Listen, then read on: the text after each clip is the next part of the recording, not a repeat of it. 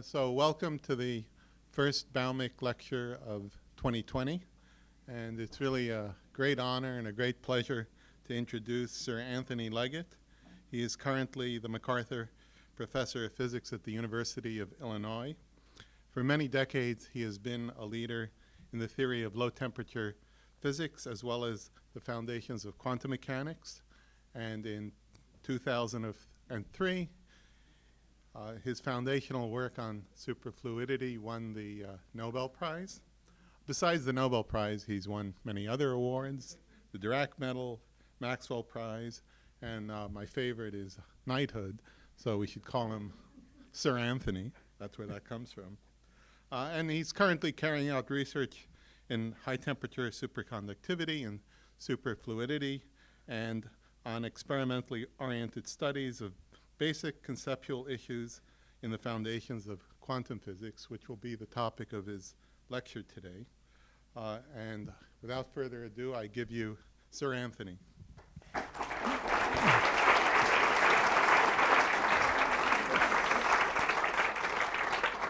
Well, thank you, Zvi, for that kind introduction.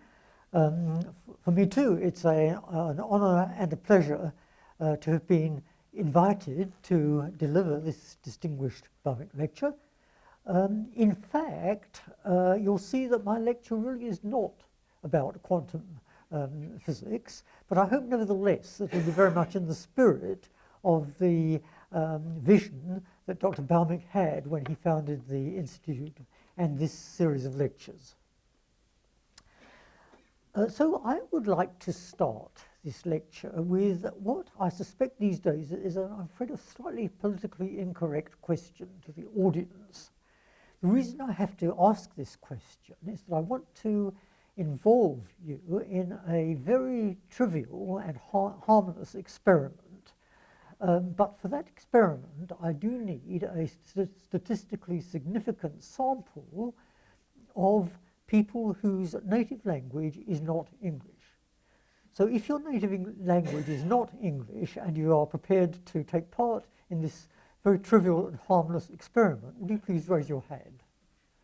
Oh, good, fine. We have certainly statistically significant sample. Good. Okay, so what the experiment is this. A simple English sentence. Had I woken up 5 minutes earlier this morning, I would have caught the 8 o'clock bus. And I would like those of you who just identified yourself as non-native English speakers to translate that into your own original language and tell me if it makes sense or not. So just take a couple of seconds to do that. First of all, can you translate it into your original language? Secondly, does it make sense if you do?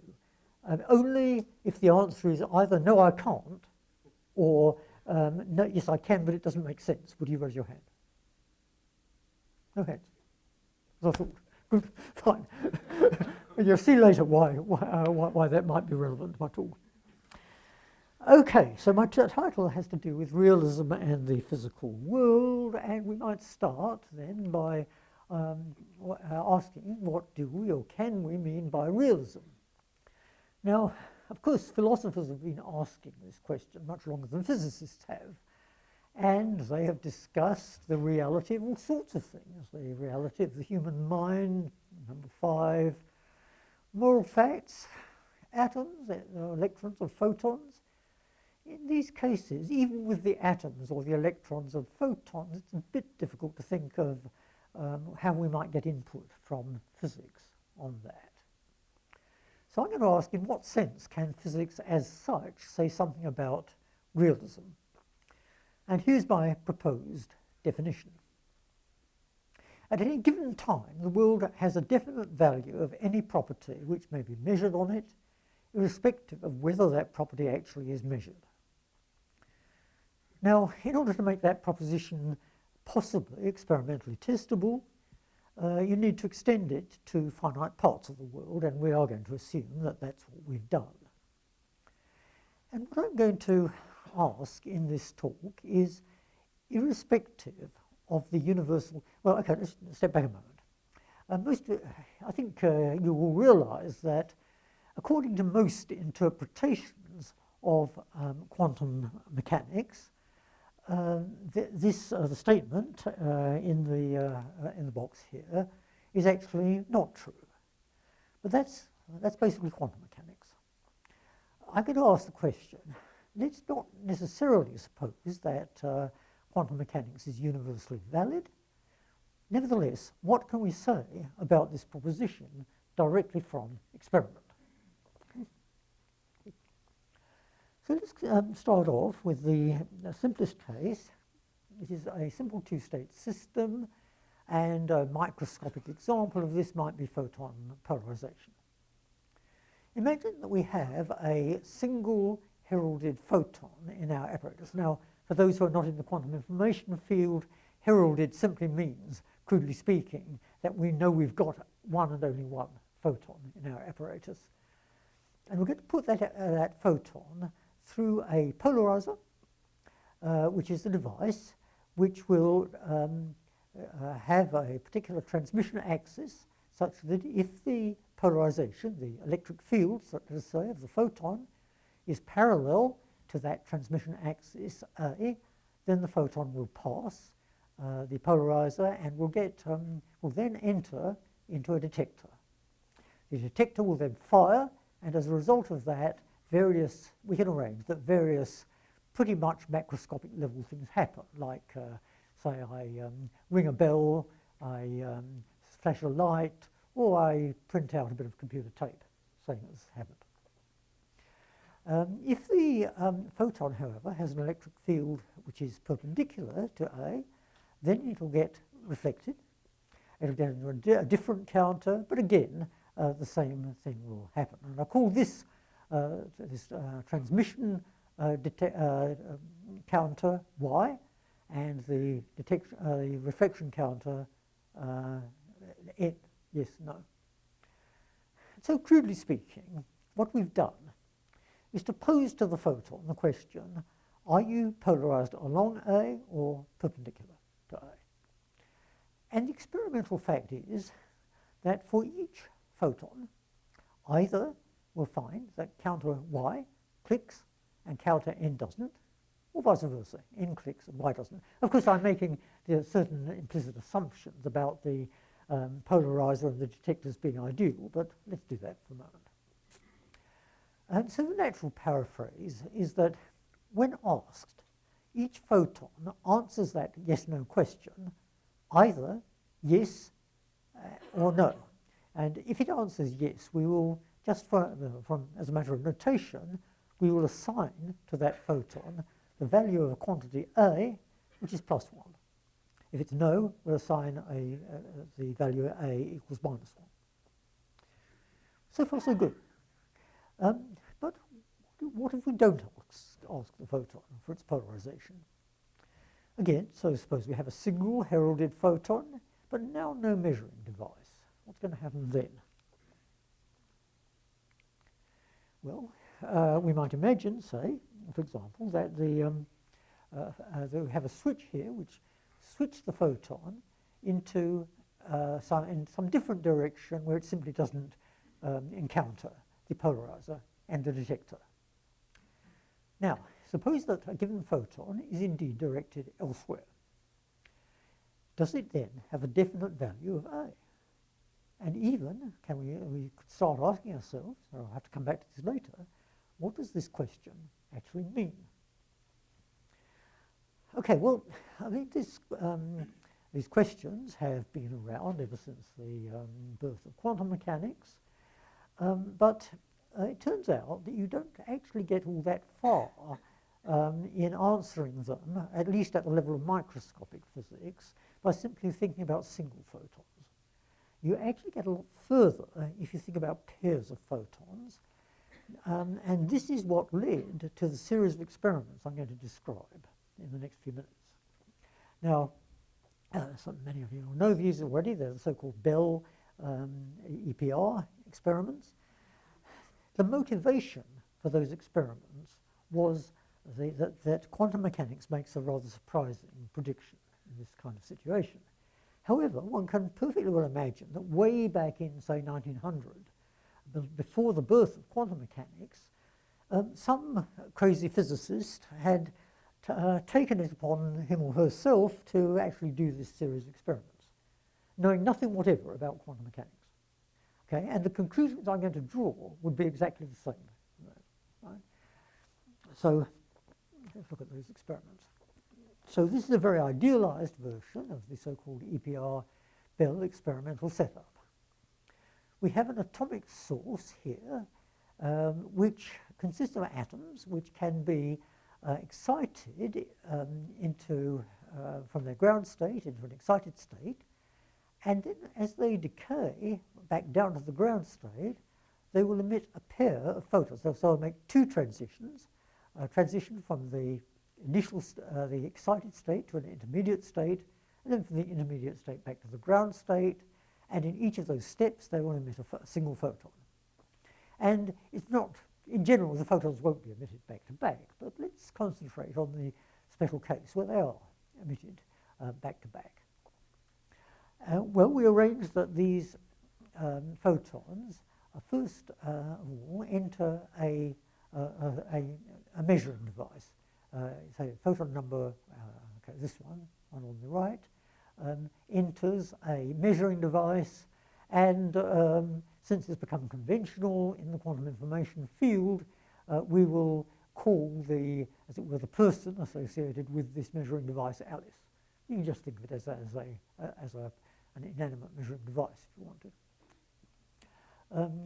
This photon here is going into a different measuring device, which we'll call Bob. So what does the measuring device consist of? Well, let's take Alice's measuring device, say. It consists of first of all, a switch here, which will switch the photon into one of two different counters. Each of these counters has the structure which we looked at for a single photon. That is, you have a polarizer followed by a yes counter here and various macroscopic consequences. If the photon is reflected, it goes into a no counter. Again, we have various macroscopic consequences. So, in each particular case, for each particular decay of an excited atom, one of these photons is going to be switched into either A or A prime, and the other one into B or B prime. And in that situation, there's a famous, first of all, quantum mechanics makes some interesting predictions for this situation, and it turns out that these violate the so-called CHSH inequality. The CH inequality in this situation says that the correlations satisfy a certain limit. By the correlations, I mean if for a given pair of photons, suppose that, for example, photon number 1 is switched into counter A, and that counter, the yes counter, clicks. In that case, you say that A equals +1 for that particular photon. For its partner, it will be switched to its partner, maybe switched into, say, B, and let's say B does not click. So you associate a value B equals -1 there. And you can do, since for different pairs of photons, you get different possibilities. For example, one could be switched into A, but two could be switched into B prime. So you get different possibilities, and you work out the correlation, experimental correlation between these. And then it turns out, and I'll show you in a minute how this works, that all so-called objective local theories satisfy a famous constraint. This is the CHSH inequality. It says that this combination of the correlations cannot be greater than 2. Now, the reason why people got excited about this is that, in fact, the quantum mechanical predictions do violate that inequality. However, from our point of view in this talk, what is much more important is that by now, the CHSH inequality is by now nearly 50 years old. There have been dozens and dozens of experiments to see if it's satisfied or not, and indeed, with very few early exceptions, which are believed to be understood, essentially every experiment of this type has shown that the experimental data violate this inequality. Just one note, if your main purpose is not to confirm quantum mechanics, but rather to refute objective local theories, then the use of a source is essential. You could produce the correlations any way you like, and in fact in modern experiments they don't necessarily involve an atomic source like that. Okay, so I mentioned the word objective local theories. What does that mean? They are defined by a combination of three assumptions about the physical world. The first assumption is what we might call realism, or perhaps objectivity. Physical systems have definite properties whether or not these are observed. Essentially my original definition of realism. Secondly, locality. No causal influence can propagate with a velocity greater than the speed of light, 3 times 10 to the 8th meters per second. And finally, absence of retrocausality. Sometimes in my past writings on the subject I've called this induction. I think it's not a terribly good name. What one means is that the future cannot affect the present or past, which in turn means that physical ensembles are characterized by the initial conditions, that is the way we prepared the ensemble, and not by and are not influenced by what one is going to measure on them later. Okay? That's what that means. Now, incidentally, in many discussions you'll find that people don't bother to mention 3 separately from 2, because in special relativity 2 does imply 3. It's a rather straightforward argument to show that. However, we would like to think about rather more general theories. So let's put those both in explicitly. Okay, so now, the proof, a rather straightforward proof of the CHSH inequality. Unfortunately, I can't show simultaneously the 3 postulates, but you remember that number 1 was realism or objectivity. So by assumption number 1, for any given pair of photons, the quantities A, B, A prime, and B prime exist and take the values plus or minus 1. By assumptions 2 and 3, 2, remember, was no superluminal propagation, and 3 was no retrocausality. The value of A for a particular photon should be independent of whether it was B or B prime, which was measured at the distant station on the distant photon, and vice versa. Okay, putting those 2 together, for any given pair, the quantities AB prime, A prime B, A prime B prime, they all exist. And the crucial point is that A takes the same value, namely plus or minus 1, in AB and in AB prime, etc., for the other variables. After that, well, it's basically just a matter of grade school algebra. If you have 4 quantities, A, B, A prime, and B prime, and they each take the values plus or minus 1, well, there are only 16 possibilities. You just put them all together, and sure enough, you come out with this result here. Well, so far so good. What that tells you is that for any given photon pair, this is true. And therefore, if we can measure all these quantities on the same ensemble, then the expectation value measured on that ensemble should also satisfy the inequality. Unfortunately, there's a slight glitch here, because strictly speaking, we should write the experimentally measured correlation with the subscript here. We should write the expectation value of AB as measured on an ensemble, indeed on which A and B were measured. On the other hand, AB prime would be measured on a different ensemble, so forth. However, precisely because of our assumption of no retrocausality, that means that which you eventually decide to measure which, can't affect the ensemble. So you can identify then the ensemble averages with the experimentally measured averages, and so finally you get out this famous result. And as I say, this is violated by quantum mechanics, but much more importantly for our purposes, it's violated by experiment. So let me think. Yes, a slightly technical digression I think I can probably afford to just go into briefly.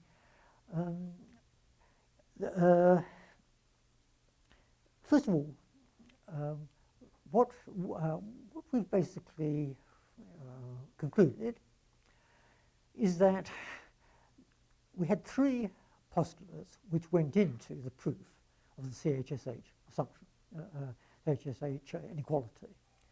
Experimentally, the CHSH inequality is false. So one of these, assuming that we can actually do a 100% foolproof experiment, then one of these assumptions must be wrong. Now it's amusing that if you look at popular textbooks, popular books on the subject, of which by now there are many, you'll find they almost without exception to conclude that we must overthrow the assumption of locality. And then people start talking about the possible effect of this in psychokinesis and things like that. I think most physicists are really very chary of throwing away locality. It is really, in some sense, a very, very basic principle of special relativity, and special relativity is really perhaps the best verified part of all of modern physics. So it would be a bit of a disaster if one were to throw away locality. What about induction? Remember, induction is just a shorthand for absence of retrocausality. Could it be that our normal assumptions are that the past and the present can affect the future, but not vice versa? Could that be false? Conceivably so.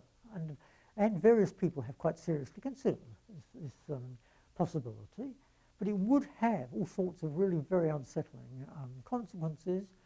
First of all, of course, not to be entirely serious, what it would mean is that all the insurance companies would immediately go out of business because, after all, their whole operation is based on the principle of induction. So, but more seriously, it would mean that one could never really do a meaningful experiment, I think, if one had to worry about this possibility.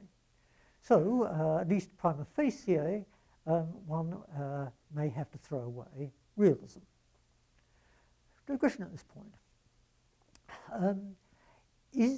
I've assumed that you need all three assumptions to derive the CHSH inequality. Well, maybe that's not true. And if that were not true, then rejection of realism wouldn't actually help. You'd still need to reject one of the other two. And this is a thesis which is advanced by Nicolas Gissard in this paper with a provocative title. The title of the paper is Non-Realism, Deep Thought or a Soft Option. Published a few years ago. What Gissard claims is that it's enough to assume that for any given state, parameterized by some variable lambda, which may be a hidden variable, but maybe something else, all you need to postulate is that the probability of Alice's outcome, given different settings of the measuring apparatus as A and B, and given a particular state description, is only a function of Alice's setting. In other words, it doesn't matter what Bob's setting is. Similarly, Bob's outcome is independent of what, it depends only on his setting, not on Alice's setting A. And then the probability of getting results A and B with these settings can be given, as in Bell's original argument, by this formula here, where rho of lambda is just the distribution of the parameter lambda. And basically, you can show that this is enough to derive the CHSH inequality. It's essentially what Bell did in his original paper. The slight snag about this, though, I think, it's a rather subtle one. Suppose that lambda, just suppose for the sake of argument for a moment, the variable lambda, which remember is the description of the state and may or may not be a hidden variable, suppose that can only take a finite number of values. Then the distribution is given by this result here. The probability now of getting A and B with these settings is given by this expression here. And that's the problem. If the number of hidden possible values of lambda is much larger than the number of actually runs in your experiment, then the pairs are never actually measured for the same value, lambda j. And so the derivation of the CHSH inequality does fail. So, in fact, what it would, just leaping ahead for a moment, what this would imply is that you do need to talk about what would have happened had you done an experiment different from what you did. So if that conclusion is right, then assumption 1 is necessary, which in turn means that if following the experimental refutation of series H, we want to keep locality, we want to keep induction, we can do so, but we must then reject number 1. For those of you who maybe didn't entirely follow the last two slides, you didn't really need to. It won't affect the rest of the discussion. It was a slight digression. So, okay. So, say the serialization inequalities are 50 years old, pretty much. But and there have been dozens and dozens of experiments. However, none of them until quite recently have been really ideal. All of them have contained one or more so-called loopholes. And there are a number of loopholes which have been well discussed in the literature on this subject. First of all, there's the locality loophole. In order to do a definitive experiment of this type, the switching at the switch C1 must be space-like separated from the detection of the measuring device M2. And that has not always been true. Secondly, freedom of choice. Was the switching at the counters, at the switches 1 and 2, was it really random? May not have been. Thirdly, this is perhaps the trickiest one, and it's not terribly easy to understand right away why this matters, but it turns out that if the counters are not 100% efficient, then the detected particles might not be representative of the sample as a whole. And that again would invalidate, I won't go through the details if anyone's interested, in which case they can ask me later, but I won't go through the details of why this is, but it turns out that if you don't have your counters 100% efficient, that can invalidate the derivation of the equality. Until November of 2015, many experiments had blocked one or two of these loopholes, but none of them had blocked all three simultaneously. And there is a good reason for that. The blocking of loophole number 1, the locality, requires space-like separation of the switching at C1 and detection of M2, and the blocking of 2 requires space-like separation of switching at C1 and the emission at S. And that's easy to achieve for photons, but difficult, for example, for atoms, with which these experiments have also been done. On the other hand, the blocking of 3, the detection loophole, that requires a high degree of detection. It doesn't actually require 100%. It does require a high degree of detector efficiency. I'll come to Everhard in a moment, you'll see. That is, getting that high efficiency is easy for atoms, but difficult for photons. So it's very difficult, not at all trivial to block all these three loopholes at the same time. And although I think for many years, ever since the original round of experiments, which was way back in 1982 or so, most physicists have been convinced that basically objective local theories are refuted. There are always holdouts, and it's certainly logically possible, at least, to claim that what you're seeing is a giant conspiracy of nature. And so, in order to what you'd like to do is to block all the three loopholes simultaneously, and that's the holy grail of experimental quantum optics, or was so for many years. And finally, this result was achieved. It was achieved by, this is slightly technical, this slide. It was achieved by actually not using the original CHS inequality, but using a slight improvement of it due to Everhard, where in fact you don't need to measure the photons which were reflected from the polarizer. So if a photon is not detected in the yes counter, it could have been because it was reflected in the reflected beam and therefore was not detected, or it could have simply been because of the inefficiency of the counter. And this is not a great interest in itself, but Everhard did write down an inequality for a slightly different quantity than CHSH did, where, for example, this P, for example, P plus 0, AB, means the probability with particles switched into detectors A and B, detector A fires and B doesn't. And then it turns out that you can write this inequality which is valid independently of the detection efficiency. And that turns out to be a great help to the experimentalists. So in fact, in November 2015, there were three experiments whose results were published more or less simultaneously. Lead authors being at Delft, at NIST, and at IQOQI, that's the Institute for Quantum Optics and Quantum Information in Vienna. The Delft experiment used electron spins, the other two used photon polarization. Delft had a distance between the switching in one photon and the measurement of the other, which is 1.3 kilometers, which is long enough to be able to adjust the switches before any signal arrives from the distant photons.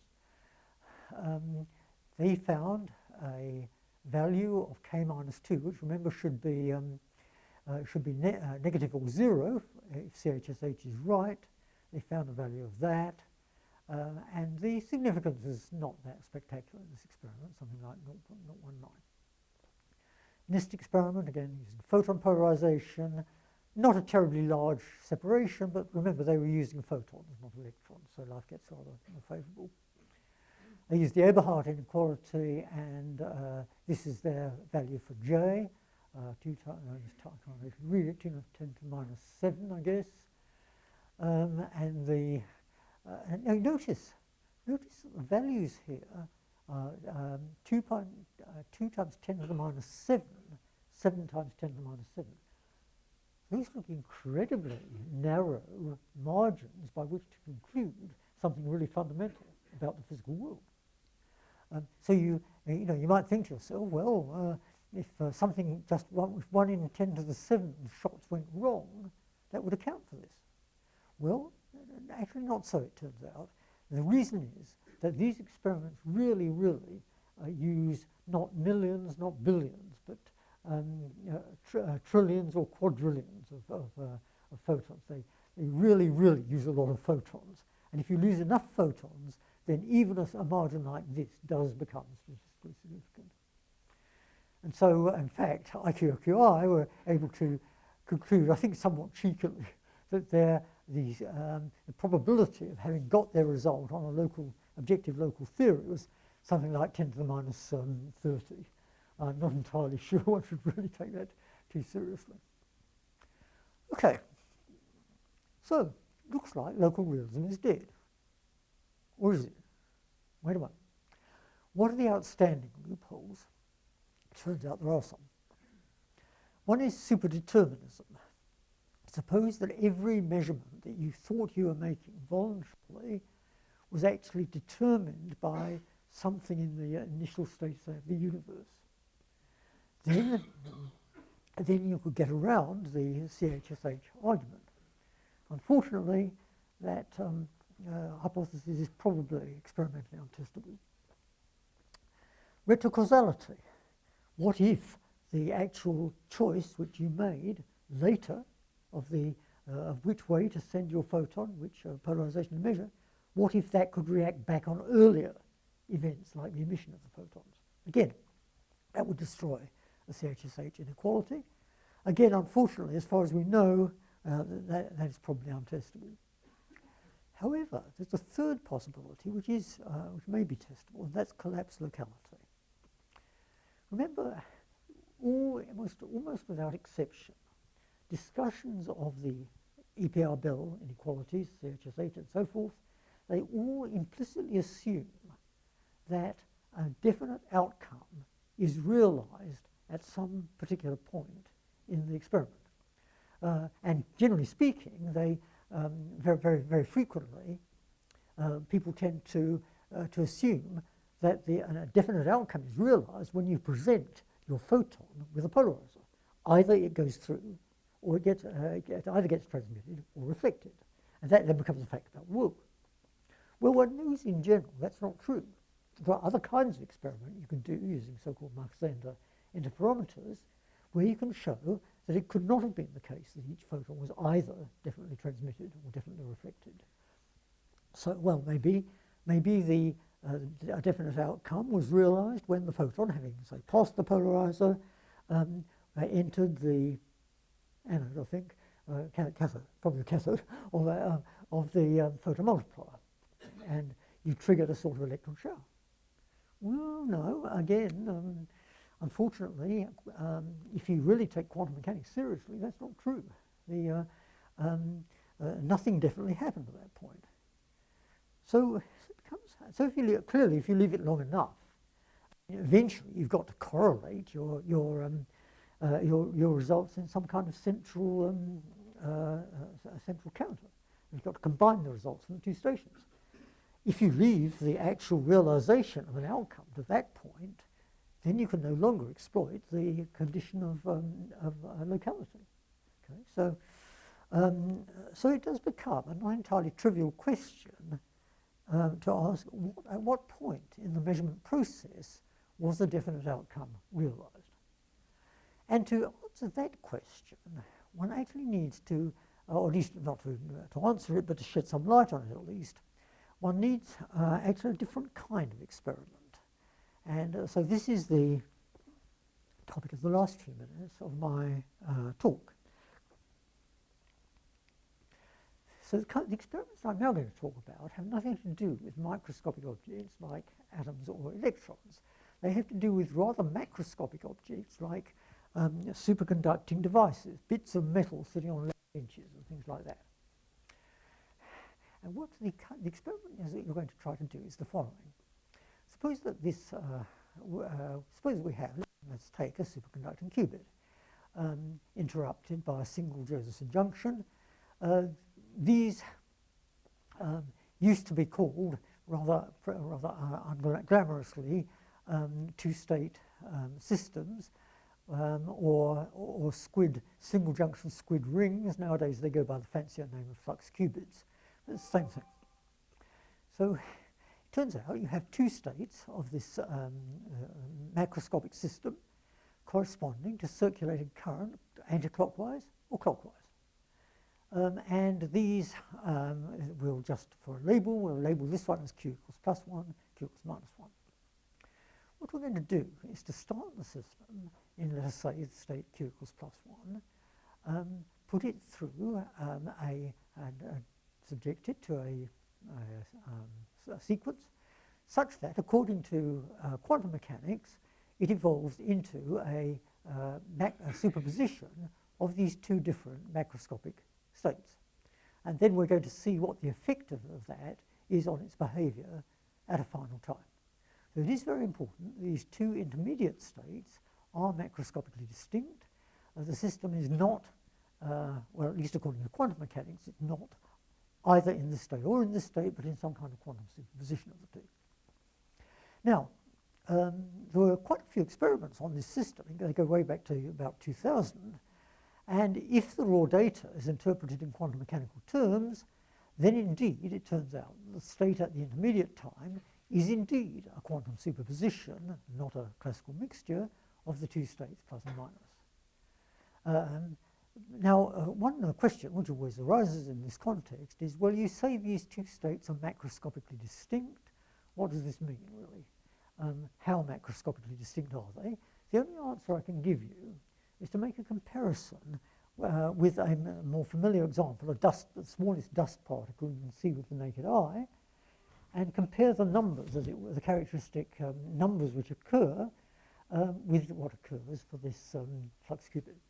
And it turns out that according to, if you want, I have a preprint on the archive which I never bothered to publish, but it does give the details of that argument. And if you read that, you'll see that at least according to a rather plausible argument, this system is as macroscopic as two states of the dust particle, which are distinguishable with the naked eye. So in some sense, this really is getting towards the macroscopic or everyday realm. However, so far, the earlier experiments only showed that if the raw data are interpreted in quantum mechanical terms, then the state must be a quantum superposition. I'd actually like to go further than that, though. One would like to actually try to argue that if this result is right, then it refutes what one might call the whole class of macro-realistic theories. How do we define a macro-realistic theory? Well, conjunction, first of all. Macro-realism per se, that says basically Q of t is plus or minus 1, is either plus 1 or minus 1 at all times, whether or not measured. A slight details there about transition processes, but we can handle those. Second postulate is the absence of retrocausality, just as in the Bell EPR experiments. And now we don't have any kind of locality condition here, because the whole dimensions are quite wrong for that. What we do have to make is the postulate of non-invasive measurability. And roughly what that means is this. We hook up our system so that if it's in the plus state, it interacts physically with the measuring device. Then we do a series of runs on which we measure, or which we switch our measuring device on. If our device clicks, as it were, at a particular time t, then we throw away that run on the grounds that, well, we interacted physically with the device, so that may have spoiled the behavior of the system. If, however, the device does not click, then we keep that run and argue that since if the conclusion from the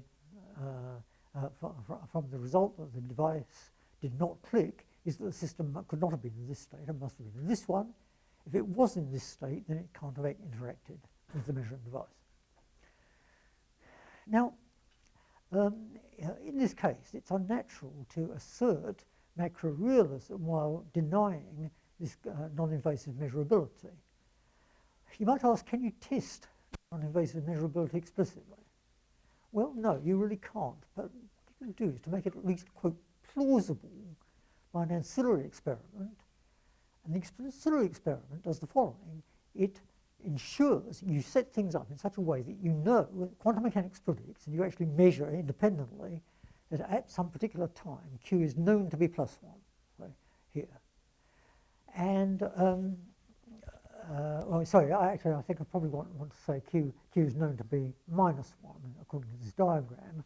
And then you ask, does switching the measurement device on for the plus state affect or not affect the subsequent statistics. You can do that. Measurements do have to be projective, in other words, polynomial measurements. Now, there were various experiments before December 2016, but they used so-called weak measurement techniques, which I think are not at all satisfactory in this field. And incidentally, the states were not, I think, in my opinion, macroscopically distinct. So I don't think there's really showed that macrorealism is excluded. However, in December of 2016, there was an experiment published from NTT in Japan. The first author is George Nee. I'm actually a co-author of that paper, though my role was pretty minor in it. And it turned out that, I mean, you can try to measure two-time correlations and you get a pretty much exact analogue of the CHSH theorem. But you actually don't have to go to quite those extremes.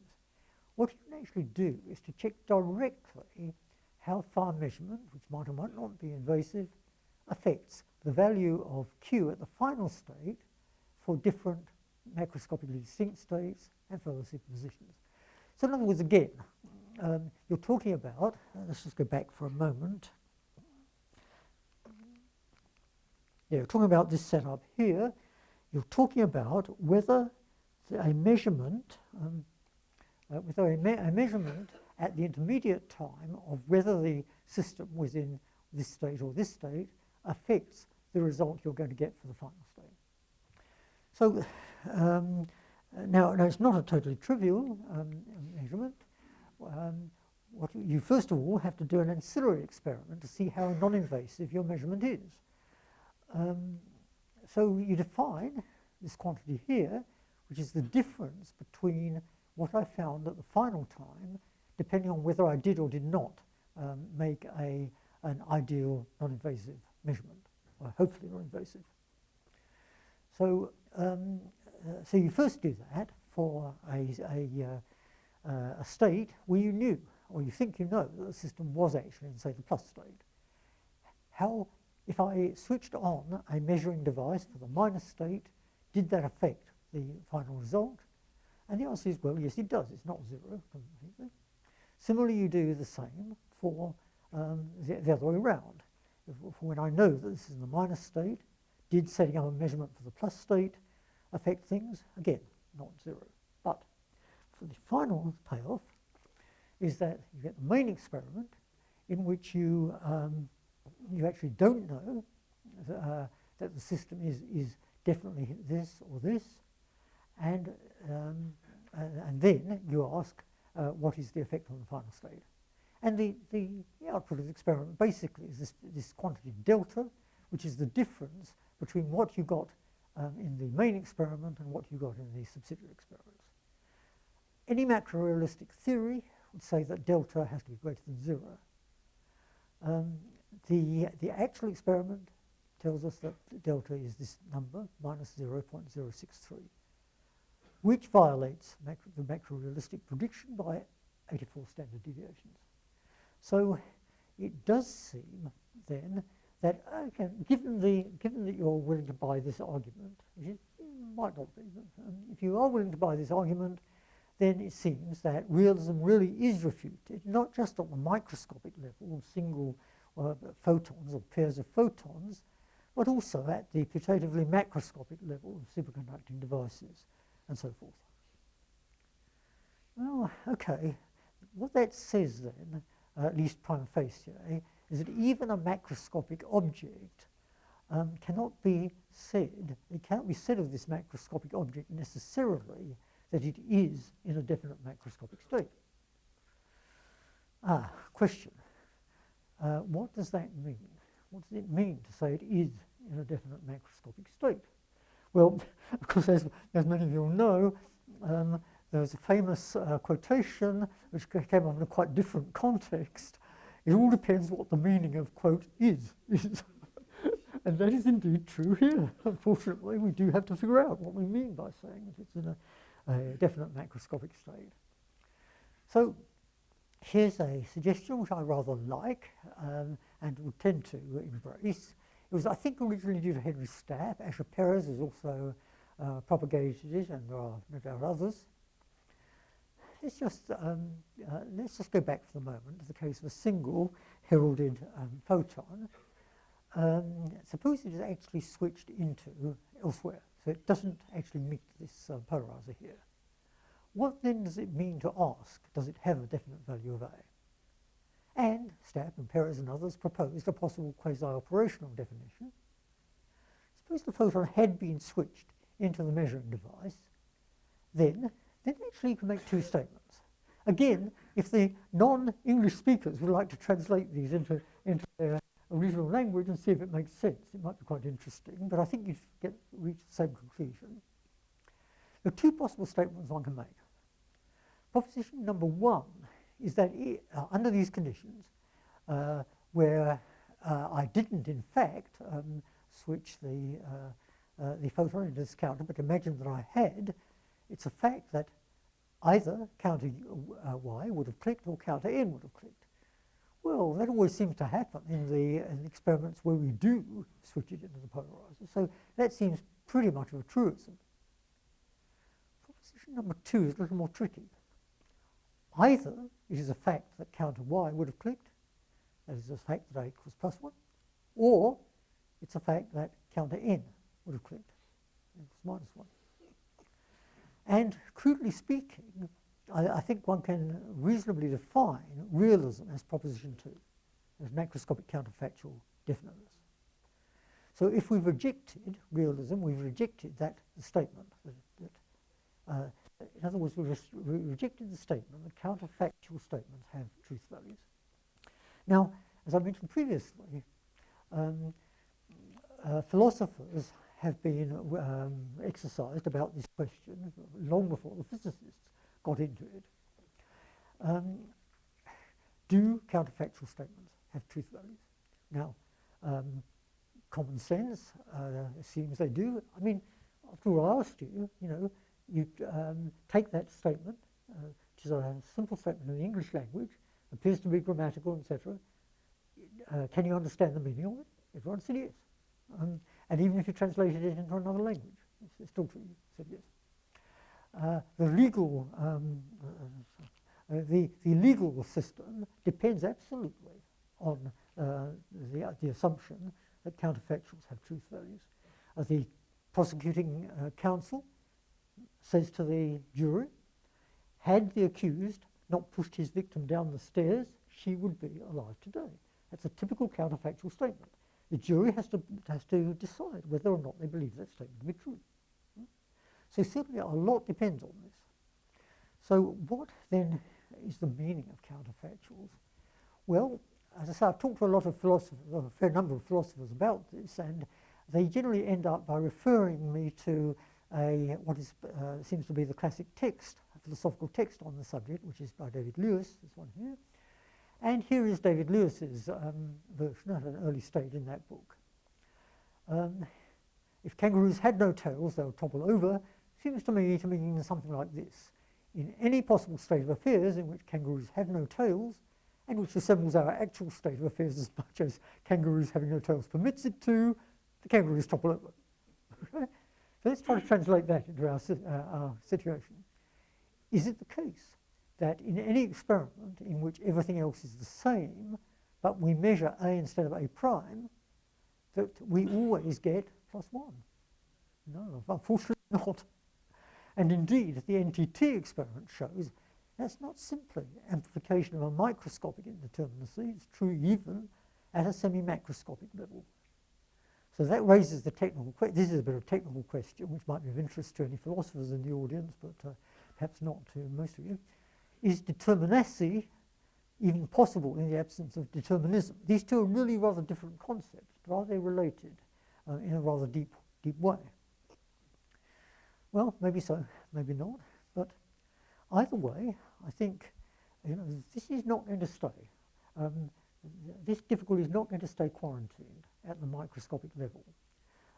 We used to think that quantum mechanical effects, or effects associated with quantum mechanics, only really refer to single electrons, single atoms, at most single molecules. Well, we know now that's not true. I mean, quantum mechanics at least does seem to be consistent with the description of these macroscopic flux qubits and so forth. Sooner or later, this is going to come up and really bite us at the everyday level. We may, in fact, eventually have to conclude that even at the everyday level, there just is no such thing as would have.